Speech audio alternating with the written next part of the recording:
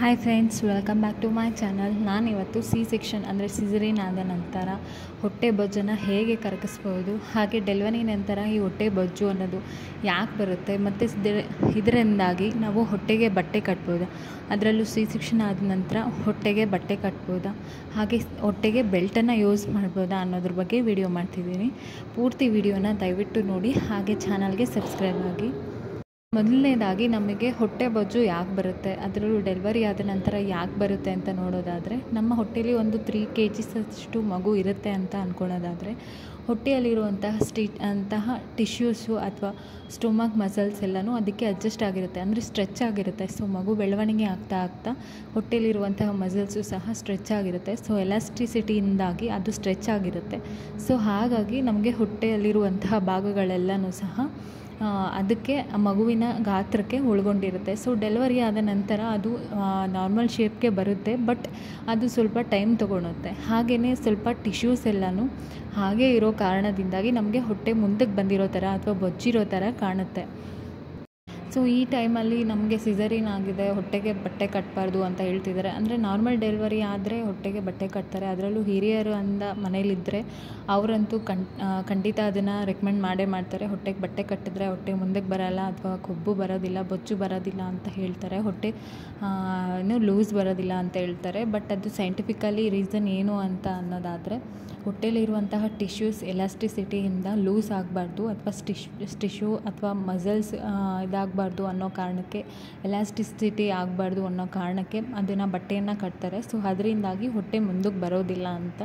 But normal delivery ಆದರೆ okay, ಬಟ್ಟೆ ಕಟ್ಬೋದು. ಬಟ್ ಸಿಸರಿನ್ ಆದರೆ ನಮಗೆ ಸ್ಟಿಚಸ್ ಹಾಕಿರ್ತಾರೆ. ಸೊ ಅಂಥ ಟೈಮಲ್ಲಿ ನಾವು ಯೂಸ್ ಮಾಡೋದಕ್ಕಾಗೋದಿಲ್ಲ. ಯಾಕಂತಂದರೆ ನಾವೇನಾದರೂ ಬಟ್ಟೆ ಕಟ್ಕೊಂಡಿದ್ದೀವಿ ಹೊಟ್ಟೆಗೆ ಅಂತಂದರೆ ಟೈಟಾಗಿ ಹೊಟ್ಟೆಗೆ ಬಟ್ಟೆ ಕಟ್ಟಿರ್ತಾರೆ. ಸೊ ಹಾಗಾಗಿ ನಮಗೆ ಸ್ಟಿಚಸ್ ತುಂಬ ಪ್ರೆಷರ್ ಬೀಳೋದ್ರಿಂದಾಗಿ ಸ್ಟಿಚಸ್ ಬಿಚ್ಕೊಳ್ಳೋ ಚಾನ್ಸಸ್ ಇರುತ್ತೆ. ಹಾಗೆಯೇ ಸ್ಟಿಚಸ್ ಇನ್ಫೆಕ್ಷನ್ಗಾಗುತ್ತೆ, ಹಾಗೆ ಬಾಡಿ ಸೆಲ್ಸ್ಗೂ ಸಹ ಇನ್ಫೆಕ್ಷನ್ ಆಗುತ್ತೆ. ಸೊ ಹಾಗಾಗಿ ಸಿಸರಿನ್ ಆದವರು ಹೊಟ್ಟೆ ಬೊಜ್ಜನ್ನು ಮತ್ತು ಹೇಗೆ ಕರಗಿಸ್ಕೊಳ್ಬೋದು ಅಂತ ನೋಡೋದಾದರೆ, ಸಿಸರಿನ್ ಆದಮೇಲೆ ನಮಗೆ ಗಾಯ ಸ್ವಲ್ಪ ಕ್ಯೂರ್ ಆಗೋದಕ್ಕೆ 4 to 6 weeks ತೊಗೊಳುತ್ತೆ. ಸೊ ಆಮೇಲೆ ನೀವು 3 months ಆದ ನಂತರ, ಸಿಸರಿನ್ ಆದಮೇಲೆ 3 months ಆದ ನಂತರ, ಸಿಸರಿನ್ ಆದಮೇಲೆ ಬೆಲ್ಟ್ಸ್ ಬರುತ್ತೆ, ಸ್ಟೊಮಕ್ ಬೆಲ್ಟ್ಸನ್ನು ನೀವು ಆರಾಮಾಗಿ ಯೂಸ್ ಮಾಡ್ಬೋದು. ಆದರೆ ಅದಕ್ಕಿಂತ ಮುಂಚೆ ನೀವು ದಯವಿಟ್ಟು ಯೂಸ್ ಮಾಡಬೇಡಿ. ಏಕೆಂತಂದರೆ ನಮ್ಮ ಹೊಟ್ಟೆ ಹೊರಭಾಗದಷ್ಟೇ ಅಲ್ಲ, ಒಳಭಾಗದಲ್ಲೂ ಸಹ ಸ್ಟಿಚಸ್ ಹಾಕಿರ್ತಾರೆ. ಸೊ ಅದರಿಂದಾಗಿ ಏನಾದರೂ ಡ್ಯಾಮೇಜಸ್ ಆದರೆ ಹೊಟ್ಟೆ ಒಳಗಡೆ ಭಾಗದಲ್ಲೂ ಸಹ ಇನ್ಫೆಕ್ಷನ್ಸ್ ಆಗೋ ಚಾನ್ಸಸ್ ತುಂಬ ಇರುತ್ತೆ. ಸೊ ಅದರಿಂದಾಗಿ ರಿಸ್ಕ್ ರೇಟ್ ಜಾಸ್ತಿ ಇರುತ್ತೆ. ಹಾಗಾಗಿ ನೀವು ಆದಷ್ಟು 3 months ಆದ ನಂತರ ನೀವು ಬೇಕಾದರೆ ಹೊಟ್ಟೆಗೆ ಬೆಲ್ಟನ್ನು ಯೂಸ್ ಮಾಡ್ಕೊಬೋದು. ಹಾಗೆ ನಾನು ಸ್ವಲ್ಪ ನ್ಯಾಚುರಲ್ ರೆಮಿಡೀಸ್ನೂ ಸಹ ಹೇಳ್ತೀನಿ, ಅದರಿಂದಾಗಿ ಆರಾಮಾಗಿ ನಿಮಗೆ ಹೊಟ್ಟೆ ಬೊಜ್ಜನ್ನು ಕರಗಿಸ್ಕೊಬೋದು. ಸೊ ಫಸ್ಟ್ನೇದಾಗಿ ನೋಡೋದಾದರೆ ಬ್ರೆಸ್ಟ್ ಫೀಡಿಂಗ್, ಅಂದರೆ ತಾಯಿ ಎದೆ ಹಾಲು ಮಗುವಿಗೆ ಉಣಿಸೋದ್ರಿಂದಾಗಿಯೂ ಸಹ ಫ್ಯಾಟ್ ಲಾಸ್ ಆಗುತ್ತೆ. ಹೇಗಪ್ಪ ಅಂತ ನೋಡೋದಾದರೆ, ಸೊ ತಾಯಿ ಎದೆ ಹಾಲು ಅಂದರೆ ಬ್ರೆಸ್ಟ್ ಫೀಡಿಂಗ್ ಮಾಡ್ತಿದ್ದೀರಾ ಅಂತ ಅಂದರೆ, ಸೊ ಆ ಟೈಮಲ್ಲಿ ನಮಗೆ ಆಕ್ಸಿಟಾಸಿನ್ ಅನ್ನುವಂತಹ ಹಾರ್ಮೋನ್ ರಿಲೀಸ್ ಆಗುತ್ತೆ. ಸೊ ಈ ಹಾರ್ಮೋನ್ ರಿಲೀಸ್ ಆಗೋದ್ರಿಂದಾಗಿ ನಮ್ಮ ಯೂಟರಸ್ ಅಂದರೆ ನಮ್ಮ ಗರ್ಭಕೋಶ ಸಹ ಮಗುವಿನ ಬೆಳವಣಿಗೆ ಆಗ್ತಾ ಅದು ಸಹ ಲೂಸ್ ಆಗಿರುತ್ತೆ. ಸೊ ಅದನ್ನು ಮತ್ತೆ ನಾರ್ಮಲ್ ಶೇಪ್ಗೆ ಬರೋದಕ್ಕೆ ಇದು ಹೆಲ್ಪ್ ಆಗುತ್ತೆ. ಸೊ ಹಾಗಾಗಿ ನಮ್ಮ ಯೂಟ್ರಸ್ ಸಹ ಹೆಲ್ದಿಯಾಗಿರುತ್ತೆ ಬ್ರೆಸ್ಟ್ ಫೀಡಿಂಗ್ ಮಾಡೋದ್ರಿಂದಾಗಿ. ಮತ್ತು ನಾವು ಬ್ರೆಸ್ಟ್ ಫೀಡಿಂಗ್ ಮಾಡ್ತಿದ್ದೀರಾ ಅಂದರೆ ಅದೊಂದು ಸಿಂಪಲ್ ಈಸಿಯೆಸ್ಟ್ ವೇ ಅಂತಲೇ ಹೇಳ್ಬೋದು ವೆಯ್ಟ್ ಲಾಸ್ ಮಾಡೋದಕ್ಕೆ, ಅಥವಾ ಹೊಟ್ಟೆ ಭಾಗದ ಬೊಜ್ಜನ್ನು ಕರಗಿಸೋದಕ್ಕೆ. ಮತ್ತು ಅದರಲ್ಲಿ ನಾವು ಬ್ರೆಸ್ಟ್ ಫೀಡಿಂಗ್ ಮಾಡ್ತಿದ್ದೀವಿ ಅಂದರೆ ನಮ್ಮ ಬಾಡಿಯಲ್ಲಿರುವಂತಹ 500 calories per day, ಒಂದು ದಿನಕ್ಕೆ ನಾವು ಯಾವುದೇ ಎಕ್ಸಸೈಸ್ ಮಾಡದೆ, ಏನೇ ಡಯಟು ಸಹ ಮಾಡದೆ, ನಾವು 500 calories ಒಂದೇ ದಿನದಲ್ಲಿ ನಾವು ಲಾಸ್ ಮಾಡ್ಕೋಬೋದು. ಸೊ ಹಾಗಾಗಿ ಇದು ಒಂದು ಈಸಿಯೆಸ್ಟ್ ಹಾಗೆ ಸಿಂಪಲ್ ಮೆಥಡ್ ಅಂತಲೇ ಹೇಳ್ಬೋದು. ನೆಕ್ಸ್ಟ್ ಬಂದು ಫುಡ್, ಅಂದರೆ ನಾವು ಯಾವುದೇ ಊಟ ತೊಗೊಂಡಿದ್ರೂ ಸಹ ಹೆಚ್ಚಾಗಿ ಅಂದರೆ ಹೆವಿಯಾಗಿ ತಿನ್ನೋಕೆ ಹೋಗಬಾರ್ದು. ಮಗುವಿಗೆ ಮಿಲ್ಕ್ ಬೇಕು ಅಥವಾ ಹಾಲು ಉಣಿಸ್ಬೇಕು ಅನ್ನೋ ಕಾರಣಕ್ಕೆ ಜಾಸ್ತಿ ಹೆಚ್ಚಾಗಿ ಊಟ ಸೇವಿಸಬಾರ್ದು. ನಾವು 3 times ತಿನ್ನೋದನ್ನು ಬೇಕಾದರೆ 6 times ತಿನ್ಬೋದು. ಬಿಸಿಯಾಗಿರುವಂತಹ ಫುಡ್ಡನ್ನು ತೊಗೋಬೇಕು. ಮತ್ತು ಹೆವಿ ಮೀಲ್ಸ್ ತೊಗೋಬಾರ್ದು, ಹೆವಿ ಜಾಸ್ತಿ ಊಟ ತಿನ್ನಬಾರ್ದು. ಚಿಕ್ಕದಾಗಿಯೇ ಹೆಚ್ಚಾಗಿ ನ್ಯೂಟ್ರಿಯೆಂಟ್ಸ್ ಇರುವಂತಹ ಫುಡ್ಸನ್ನು ನೀವು ಚಿಕ್ಕದಾಗಿ ಕಡಿಮೆ ಪ್ರಮಾಣದಲ್ಲಿ ನೀವು ತೊಗೋಬೋದು.